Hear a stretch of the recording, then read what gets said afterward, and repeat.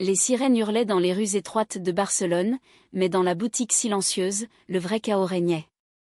Hélène, les yeux emplis de larmes rageuses, pointa un doigt tremblant vers Élodie, voleuse. « Tu as osé me trahir comme ça ?» Élodie, figée comme une statue antique, sentit son monde s'effondrer en un instant, réalisant que l'amour qu'elle chérissait venait de se briser contre les murs de la méfiance. C'était une matinée ensoleillée d'automne à Barcelone, où les feuilles des platanes dansaient au vent méditerranéen. Élodie Moreau, une Française expatriée de 35 ans, avait fui Paris 5 ans plus tôt, cherchant un nouveau départ après une rupture dévastatrice. Avec son héritage familial, elle avait investi dans une petite boutique de mode haut de gamme dans le quartier gothique, un lieu où se mêlaient tissus précieux et souvenirs d'une vie passée. Ses cheveux blonds cascadaient sur ses épaules, et son sourire discret cachait une sensibilité profonde, forgée par des années de luttes intimes. Élodie était lesbienne, assumée mais discrète, préférant les relations sincères aux aventures éphémères. Elle avait transformé la boutique en un havre de paix, où chaque robe, chaque foulard racontait une histoire de résilience.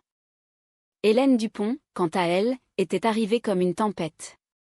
À 30 ans, avec ses cheveux courts châtains et son regard perçant, elle incarnait l'énergie vibrante de la Catalogne, bien qu'elle soit originaire de Lyon. Embauchée comme gérante un an auparavant, elle avait apporté une touche de modernité à l'établissement, des vitrines audacieuses, des collaborations avec des designers locaux, et une passion contagieuse pour la mode. Hélène était ouvertement lesbienne, fière de son identité, et son charisme avait rapidement conquis Élodie. Leur relation avait commencé par des regards complices lors des inventaires tardifs, évoluant vers des dîners intimes dans des tapas-bars cachés, où elles partageaient des rêves et des blessures. Mais ce matin-là, tout bascula. Hélène, en vérifiant les comptes, découvrit des anomalies, des factures manquantes, des stocks disparus. Son cœur se serra. Elle savait qu'Élodie passait beaucoup de temps seule dans la réserve, et des rumeurs circulaient sur des dettes personnelles d'Élodie. La jalousie s'insinua, alimentée par une amie qui avait vu Élodie dîner avec une ancienne connaissance. « Elle te vole, Hélène, et pas seulement l'argent », murmura la voix intérieure. Sans réfléchir, Hélène confronta Élodie devant une cliente, l'accusant de vol. Les mots jaillirent comme un torrent. « Comment as-tu pu ? Après tout ce que nous avons partagé ?» Élodie, stupéfaite, sentit une lame traverser son âme. Elle n'avait rien volé, au contraire, elle avait discrètement injecté de l'argent personnel pour couvrir des pertes dues à la pandémie. Mais les mots d'Hélène résonnaient comme une trahison ultime. « Tu me crois capable de ça ?» balbutia-t-elle, les yeux humides. La cliente s'éclipsa discrètement, laissant les deux femmes seules dans l'arène de leur amour brisé. Les heures suivantes furent un tourbillon d'émotions. Élodie se réfugia dans un café voisin, sirotant un cortado amer, repensant à leur première nuit ensemble. C'était lors d'une fête à la Sagrada Familia, où les lumières dansaient sur les mosaïques de Gaudí. Hélène l'avait embrassée sous un ciel étoilé, murmurant « Avec toi, je me sens enfin entière ». Élodie avait cru trouver en elle une âme sœur, une partenaire qui comprenait les nuances de l'amour entre femmes, loin des jugements sociétaux. De son côté, Hélène arpenta les rues pavées, le regret la rongeant. Elle se rappelait les matins où Élodie lui préparait des croissants frais, importés de France, symbole de leur fusion culturelle. Mais la peur de l'abandon, héritée d'une enfance instable, l'avait poussée à l'extrême. Elle envoya un message « Pardonne-moi, je suis perdue ». Pas de réponse. Le soir venu, Élodie rentra chez elle, un appartement modeste surplombant la Rambla. Elle feuilleta un album photo, des images d'elles deux à la plage de Barceloneta, riant aux éclats. Les larmes coulèrent. Comment réparer cela ? La nuit fut agitée, remplie de rêves où Hélène la serrait dans ses bras, puis la repoussait violemment. Le lendemain, la boutique semblait hantée par leur dispute. Hélène arriva tôt, arrangeant les étalages avec des mains tremblantes. Élodie apparut, le visage pâle. « Nous devons parler », dit-elle d'une voix ferme. Elles s'assirent dans l'arrière-boutique, entourées de boîtes de tissus. Hélène avoua sa jalousie. « J'ai vu des photos de toi avec cette femme. J'ai cru que tu me quittais, et les comptes. J'ai paniqué. » Élodie expliqua tout, les injections d'argent, les factures cachées pour protéger Hélène du stress. « Je t'aime, Hélène. Mais ta méfiance me blesse profondément. Les mots se muèrent en caresses, en baisers timides. Elles se réconcilièrent, promettant une transparence absolue. Pourtant, une ombre persistait, la trahison avait creusé une faille. Les semaines suivantes furent un mélange de passion et de tension. Elles voyageaient ensemble à Madrid, visitant le Prado, où les tableaux de Goya reflétaient leurs tourments intérieurs.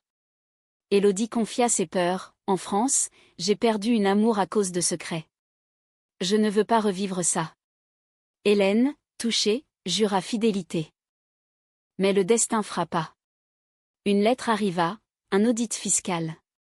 Hélène, paniquée, fouilla les dossiers et trouva des preuves que Élodie avait omis des déclarations pour éviter des taxes. Était-ce intentionnel? La doute ressurgit. Hélène confronta Élodie à nouveau, cette fois en privé.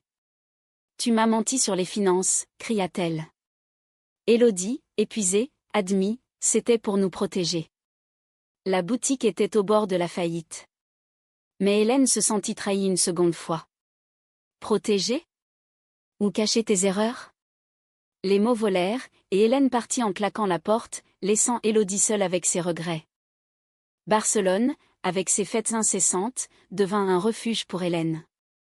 Elle se perdit dans les bars lesbiens du Raval, buvant des verres avec des amis qui l'encourageaient à oublier. Une nuit, elle rencontra Sofia, une artiste espagnole charismatique, aux yeux noirs et au sourire envoûtant. Sofia, 32 ans, peignait des toiles abstraites inspirées de l'amour interdit. Elles dansèrent jusqu'à l'aube, et Hélène, ivre de solitude, l'embrassa. Ce fut une trahison impulsive, un moyen d'effacer la douleur. Élodie, de son côté, luttait contre le vide. Elle erra dans les jardins de Montjuic, contemplant la ville en contrebas. Les souvenirs l'assaillaient, leur premier voyage à Séville, où elles avaient dansé le flamenco sous les orangers, leur corps se frôlant dans une harmonie parfaite. Hélène est mon encre, pensa-t-elle. Elle engagea un avocat pour régulariser les comptes, espérant reconquérir sa confiance. Mais la nouvelle de la trahison d'Hélène parvint à Élodie via une amie commune. Le monde s'écroula. Elle confronta Hélène à la boutique. Comment as-tu pu? Après tout ce que nous avons traversé? Hélène, les yeux baissés, avoua, j'étais perdue, blessée. Ce n'était rien, juste une nuit. Élodie sentit une rage froide, une nuit qui détruit tout. Le conflit s'intensifia. Hélène démissionna, emportant avec elle des clients fidèles. Élodie se battit pour sauver la boutique, travaillant jour et nuit.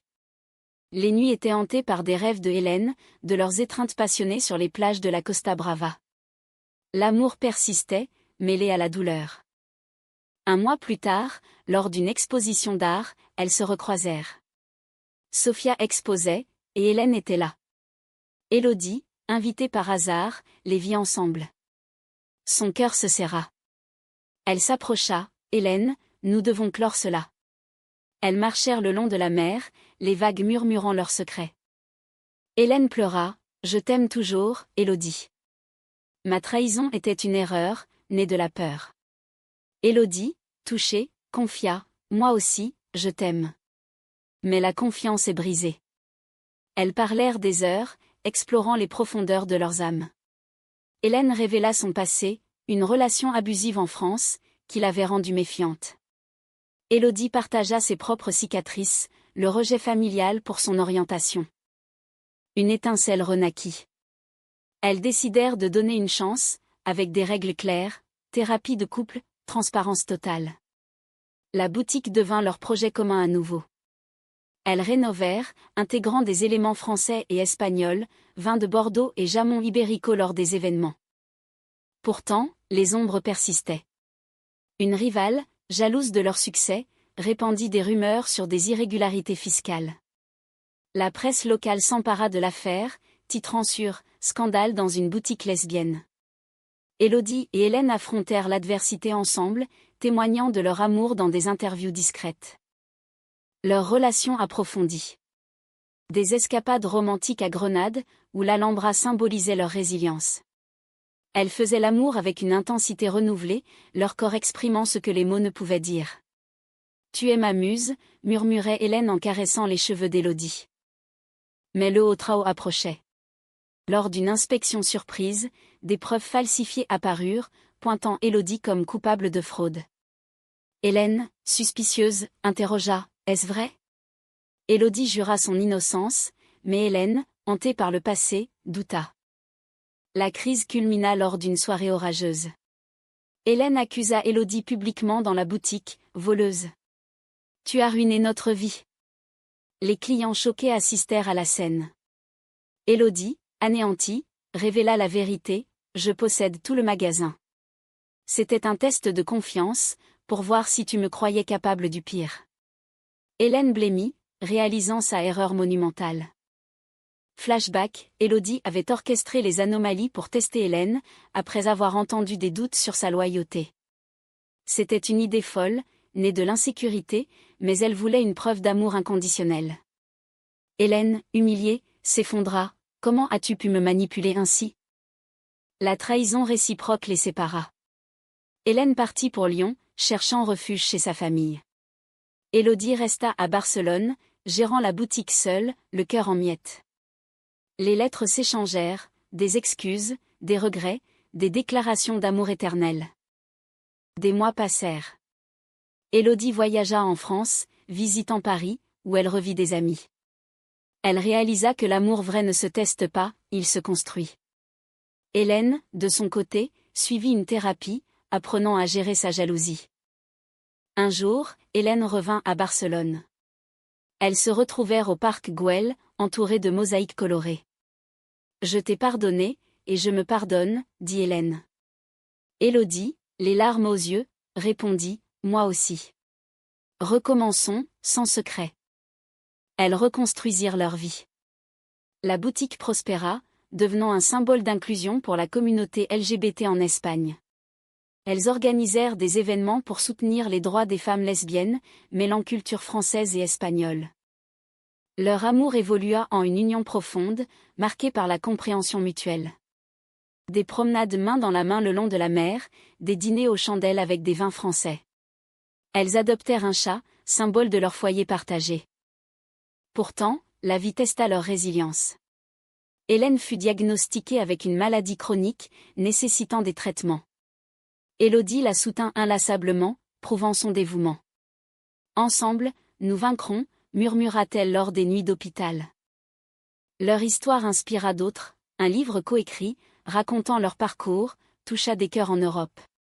Elles devinrent des figures de la communauté, prônant l'amour authentique. Le climax émotionnel survint lors d'un anniversaire. Élodie organisa une surprise, une rénovation de la boutique, avec une plaque, à Hélène, « Mon amour éternel ». Hélène, émue, proposa, « Épouse-moi ». Sous les applaudissements des amis, elles s'unirent dans une cérémonie intime à la Sagrada Familia, symbolisant leur union incomplète mais belle, comme l'œuvre de Gaudí. Les années passèrent en harmonie. Elles voyageaient, Paris pour les musées, Madrid pour les fêtes. Leur amour, forgé dans le feu des épreuves, devint un phare de résilience. Mais le destin, cruel, frappa.